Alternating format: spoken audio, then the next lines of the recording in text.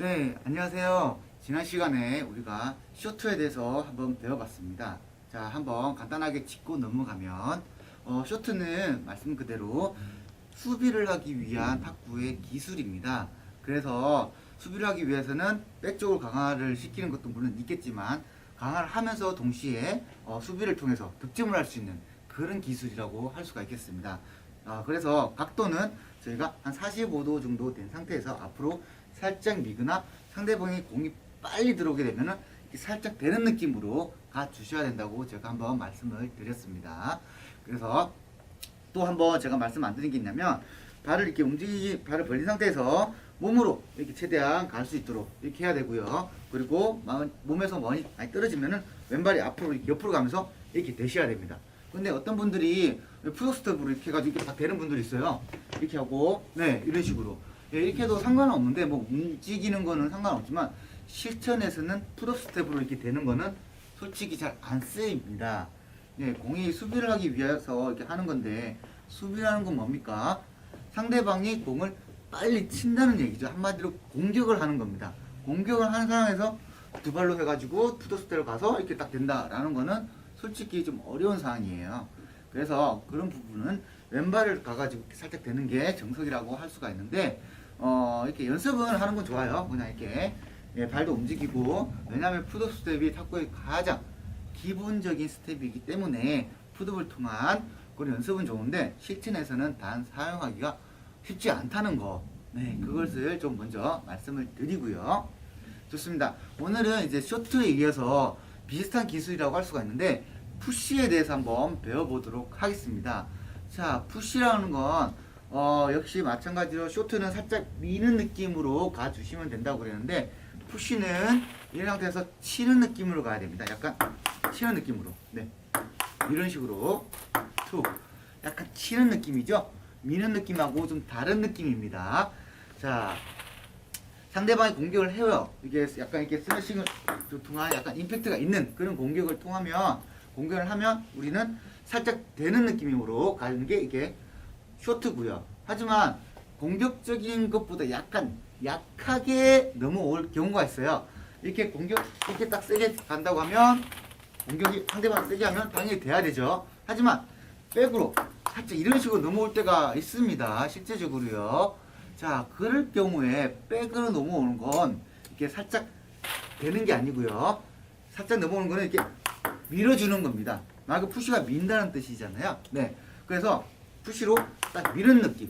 이렇게 해서 미는 느낌과 함께 어떻게 생각하면 치는 느낌이 더 강할 수가 있어요. 살짝 밀면서 이렇게 치는 느낌. 그렇게 해야지만 공이 상대로 빨리 이렇게 가서 득점을 할 수가 있는 겁니다. 자, 다시 한번 설명을 드릴게요.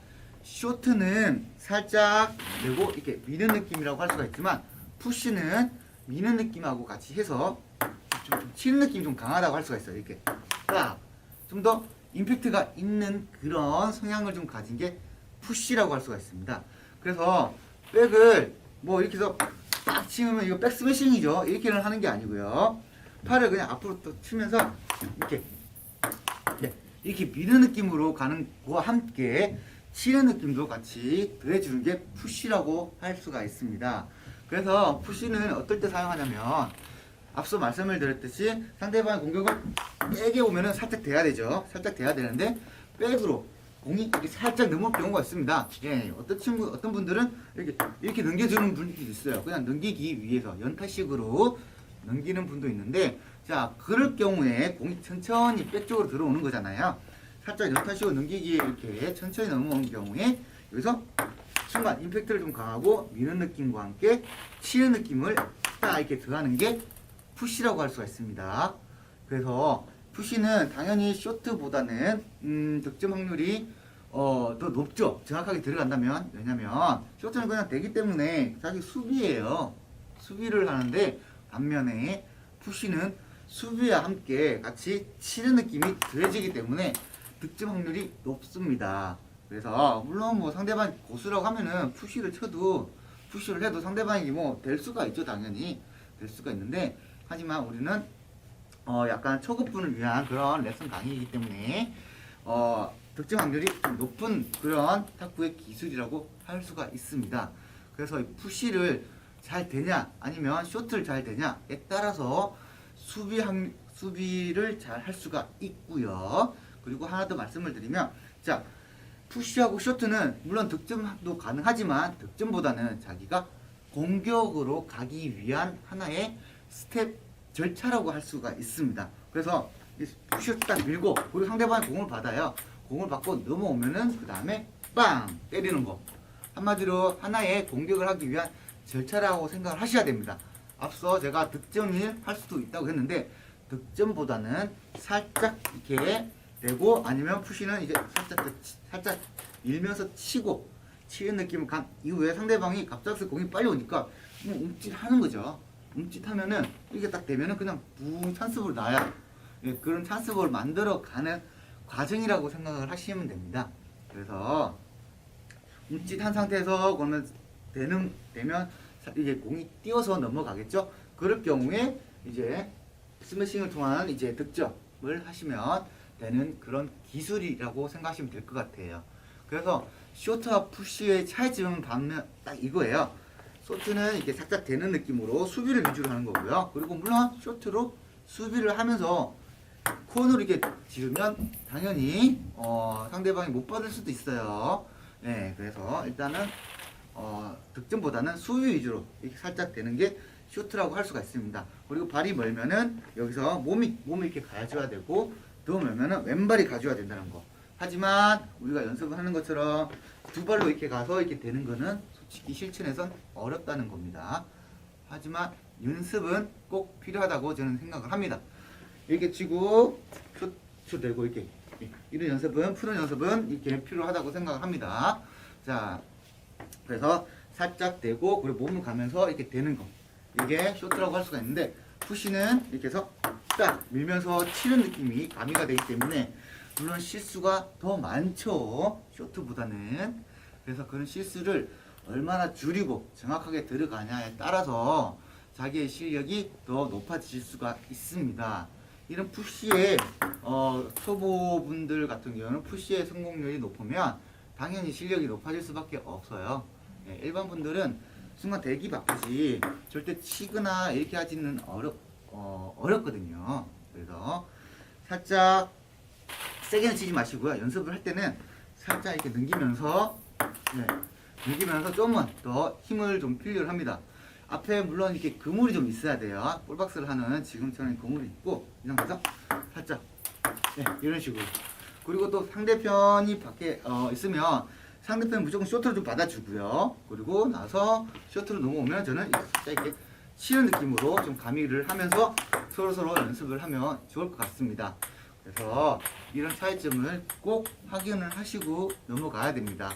그리고 말씀드렸듯이 스텝도 상당히 중요해요. 물론 스텝도 우리가 시간이 있을 때 자세하게 한번 말씀을 드릴 겁니다. 그래서 스텝도 중요한데, 이 스텝은 일단은 최대한 어깨 넓이만큼 벌리는 게 가장 기본적인 스텝이라고 할 수 있습니다. 하지만 한번 생각해 보세요. 어깨 넓이로 벌린 상태에서 서 있으면 바운드리가 상당히 진짜 해야 할 넓어져요. 반면 어깨 넓이 이상으로 간격을 시켜주면은 점점 이게 바운드리가 좀 좁아지죠. 그런 차이점이 있습니다. 그래서 일반적으로 어깨 넓이만큼 벌리세요 라고 생각을 하는데, 그것보다는 약간 어깨 넓이 이상으로 약간 다리를 간격을 시켜주는 게 좋고요. 그래야지만 살짝만 움직여도 이렇게 멀리 나갈 수가 있어요. 근데 어깨 넓이라고 이렇게 하면 여기 많이 움직여야지만 이렇게 가는 겁니다.